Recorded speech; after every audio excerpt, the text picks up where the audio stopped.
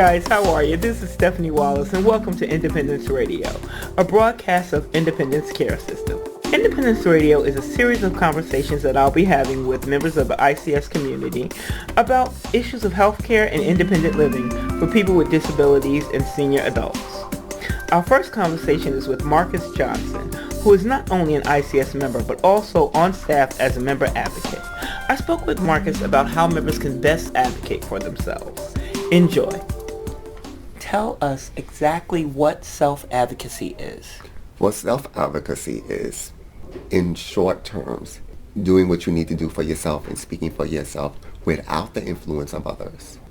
People with disabilities have to realize that they have the control, they can take it back. They can speak for themselves. But, there's a difference where I've noticed being disabled myself for the last 24 years. People that are born with their disability have a much more different approach than people that were later, disabled in life. So more so I see people that are born with their disability when they have parents or caregivers always telling them what to do, when to do it, and how to do it. It becomes more difficult for them to know how to speak for themselves. Whereas I notice people that are later have that disability, they usually know, I don't need you to talk for me, I can do it for myself. Now, as a person who, myself, I'm disabled, and I became disabled later on in life, I had a view of people with disabilities. And I found that when I became disabled, I sort of played into that view of not speaking up for myself, of becoming quiet, and thinking that others were going to take care of me and my needs. Right. And it was when I became a member of ICS that I saw that self-advocacy was encouraged, and I saw other people with disabilities doing for themselves. So how do they transition into advocating for themselves? Hopefully that individual with the disability that does not advocate for themselves has someone around them that is encouraging them to speak for themselves. Because I've noticed, being an independence care system, I'll see members sitting out there and their PA or PCA, HHA are sitting out there speaking for them, and I look at the member and be like, why is she speaking for you? Why is that person speaking for you? So I try to encourage them, listen, speak for yourself. Let me hear it from the member. A lot of times I'll have to look at the work and say, I'm speaking to the member. Yeah, I don't know if you ever experienced that, but I've told the worker, I'm not speaking to you, I'm speaking to the member. It's the same thing when our members go in to see a medical professional. If the doctor is disability competent, the doctor will ask the member, do you feel it's okay that the PA stays here? And a lot of members will be intimidated, and be like, oh yeah, sure, she can stay. No, you can get out. This is not a 2-session medical appointment. Right. When I became disabled, I didn't know what was available to me. I didn't know what rights I had. And sometimes when you become disabled, you sort of feel apologetic, because other people have to take care of you. And you almost try to make other people comfortable being around you. And so I think in that way, you give other people the control. And, when I came here to ICS, I met people who were more than that image that I saw of what disability was. To me, I saw disability as basically sitting in a wheelchair, or sitting on your bed, or sitting, whatever, and just existing, and people making sure that you don't die. Right. Making sure that you have what you need so that you don't die. The basic humanity that somebody would give to another person. And so how does a person, without having someone like that to encourage them, how do you advocate for yourself? How do you start that? Where does that start? What do you need? What do you need? You need the resources. Mm-hmm. The individual will need the resources. And I like to think of the advocacy department as a voice of reason. When members call and they're going through something, I'm not going to tell the member exactly what to do. I want the member to understand what is it that you need when you call that you believe you cannot advocate on your own. Now, if the member comes to me and they're telling me they haven't done anything, they truly haven't got a grip of what's going on. So a lot of times think about it this way. You tell a member, take a deep breath first. And then what is it that you need? Is it an issue with your home care workers not coming in on time?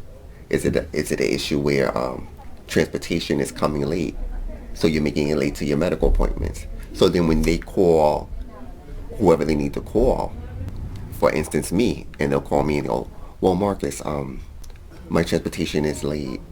They've been late several times. So my question to them is, what have you done about it? Now, if they haven't done anything about it, there's an issue right there. They don't know how to self-advocate because they're calling me. Before you call me, they had options. So maybe I need to tell them the options.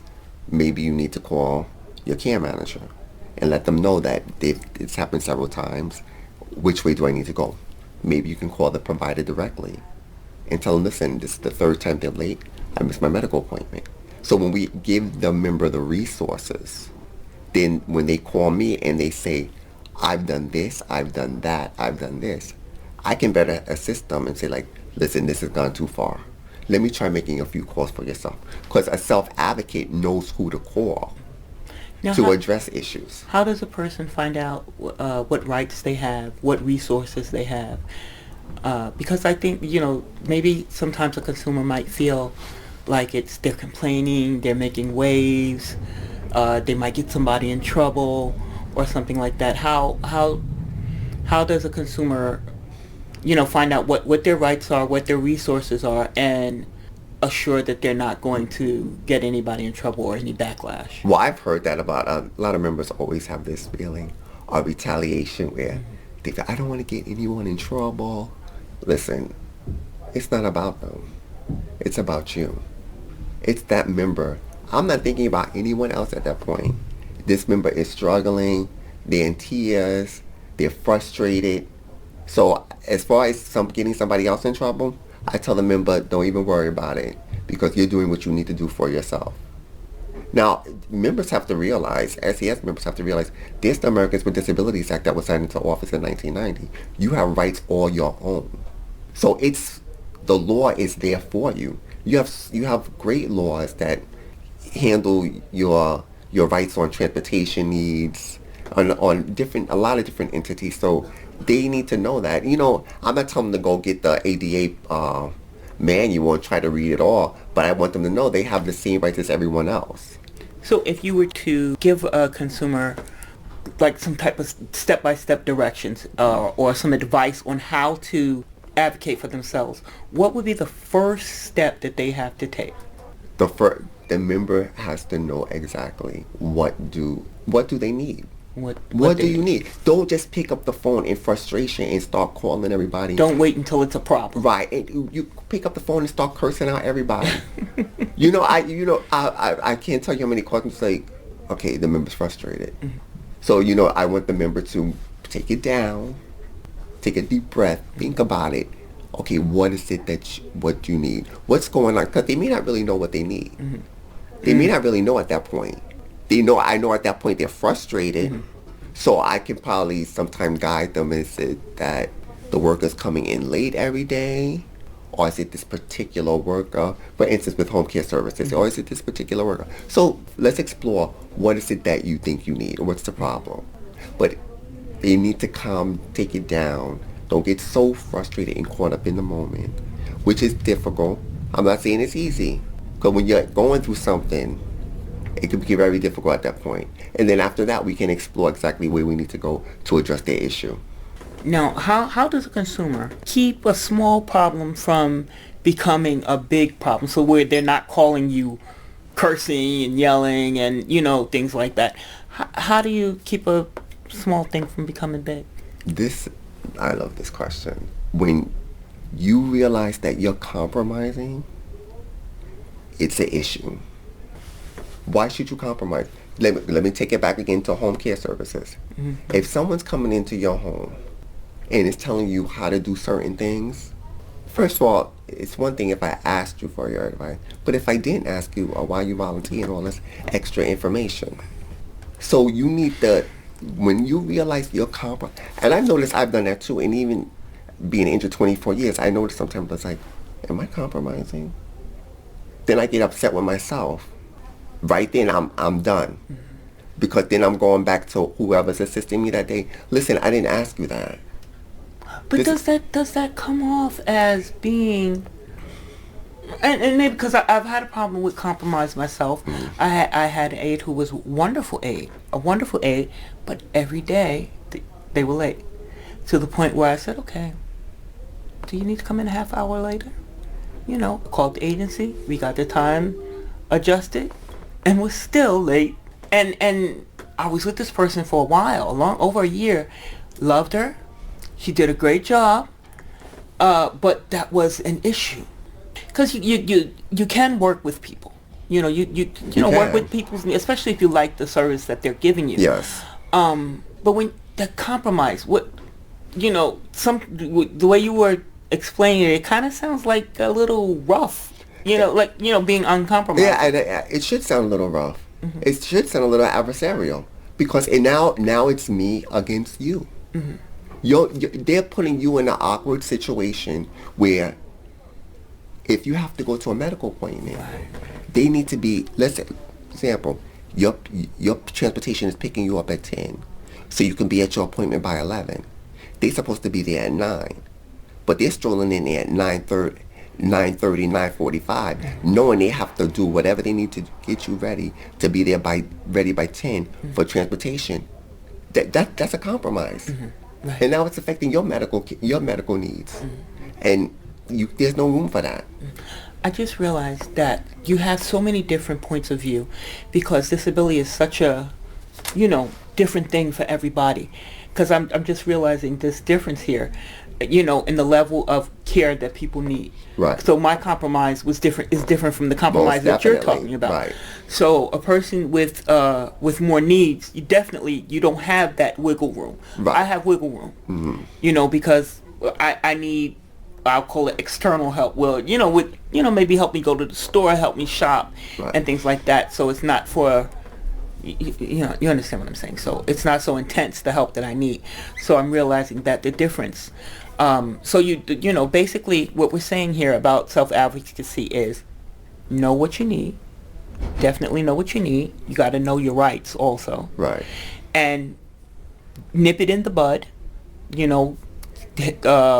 Tackle the issue right at the beginning before it becomes a big problem and you become frustrated and you're cursing everybody out. Exactly. Right. And don't worry about getting anybody in trouble. Do not worry about getting anyone in trouble. So with 6,000 members, you have to be a self-advocate because it's such a lot of people, so many people that you're taking care of, that ICS is taking care of, that you have to be a self-advocate. And is there any way or any plans at all ICS will be giving any sort of classes or some type of literature or anything to people? You must work here. No, I don't. No, but I'm that's thinking, a great question. As a consumer, like I said, when I first came to ICS, although I was very impressed with ICS, there was so much I didn't know that was available to right. me. It was like, oh, really? They do that? They'll help with that? And so if one of the things that can be expressed when somebody first becomes a member of ICS is self-advocacy, that you encourage self-advocacy, I think that will go a long way because when as going to a doctor, anything I'm dealing with, I have to have my best interests at heart. So if I come to ICS, and although ICS helps me with my wheelchair, my supplies, home care, and all the stuff like that, you're just doing your job. You understand what I'm saying? Mm-hmm. So you're not, as long as I'm not complaining, you're okay. But that's in our mission at the same time because if members read closely, the members are working with ICS or with their care manager to coordinate their care collaboratively. Mm-hmm. The care manager should not be doing it by themselves. Marcus, that's not how it goes. I mean, that's what it's supposed to be. Right. But honestly, in all honesty, that's not how it goes. It goes like this, I think, for a lot of members. I joined ICS. They're helping me with the things that I need. I have the things that I need. I'm okay. My care manager calls me, you okay? Yeah, I'm okay. You got any doctor's appointment this month? Yeah. This, that. And it's okay. As long as there's no big problem, that's it. That's that monthly call that you talking about. That monthly. Yes. I call it the check-in call. Yeah. See, that I've always had an issue with that myself. And I've always said you cannot find out enough about a member in that one call a month. You have to dive in a little deeper. But with 6,000 members, do you understand what I totally understand. If you have 100 caseworkers and 6,000 members, really that's probably all you have time for. And that's why, again, I'm saying the self-advocacy has to be as much of the part. What attracted me to ICS when I was reading the literature was the home care worker, the help with the wheelchair type of things, all these things. That self-advocacy has to be pushed and put in there also, and emphasized. That's the word I'm looking for. I'm losing my words today. But it has to be emphasized so that I think that makes it easier for ICS and for the consumer. Because you know that you're coming in, you're standing up for yourself, and you have ICS behind you. That's what it is. You have to stand up for yourself. And I think we're going to address that this coming year, because we're going to start a mentoring component within advocacy. Great. And when we start that mentoring component, it should address a lot of those issues where members need to speak for themselves. And, in saying that as well, it's definitely a conversation we need to have with care management, which I don't see how the care managers would even have the time with over 6,000 members to sit there and coddle our members. Right, coddle, that's what I don't see how they would have the time, but at the same time, I can see them missing out on a lot of what the member needs because they have so many members. And that one monthly call, it's not going to address the issue because there's a lot you can miss. Right. There's a lot you can miss. There's a lot you can miss where if for instance, I have to give this example. When I would speak to members, and they were like almost speaking to me like in code, and then I would have to say, "Is the worker there?" Oh. But they were scared. They were scared to say what they needed to say in front of the worker. So I'll be like, "Oh, I'll call you back at another time. When's the best time to call you so we can address the issue?" Right. So I believe with your question, it's a great question, and I believe ICS will address that, pushing that self-advocacy with the mentoring component we're about to add to advocacy. Marcus, thank you very much. I really appreciate it. And can you give people your information, how they can reach you? Sure. In your department? You can call me anytime. I might not get back to you right away, but I'll get back to you as soon as possible. Then somebody's going to have to call and report you for not getting back at you. Which I will not take personal. That's one more question. I'm sorry. Does the staff take it personal when you complain about them? We tell them not to. Some of them get, and I can respect that, because if the worker has been working really hard to try to address the issue, and a member calls, with a grievance, about being dissatisfied with the service, for instance, the worker is providing, we always tell the worker, listen, they're entitled to be dissatisfied, and just as long as you did your part, you did your part. Right. But you can, again, my number, it's 212-584-2596. So you can call me and leave a message, leave it as detailed as possible, so when I call back, I know exactly what to address. Okay. I help you tackle to address. All right. Thank you, Marcus. That was Marcus Johnson, member advocate at Independence Care System. This has been a broadcast of Independence Care System, a community-based nonprofit agency serving the Bronx, Brooklyn, Manhattan, and Queens, and dedicated to supporting senior adults and adults with physical disabilities and chronic conditions to live at home and participate fully in community life. To learn more, visit www.icsny.org. Thanks for listening. I'm Stephanie Wallace, You can catch my live talk show, Laid, Love and Intimacy for the Disabled, on Monday nights at 6 p.m. Eastern Standard Time on blogtalkradio.com/Laid. Bye.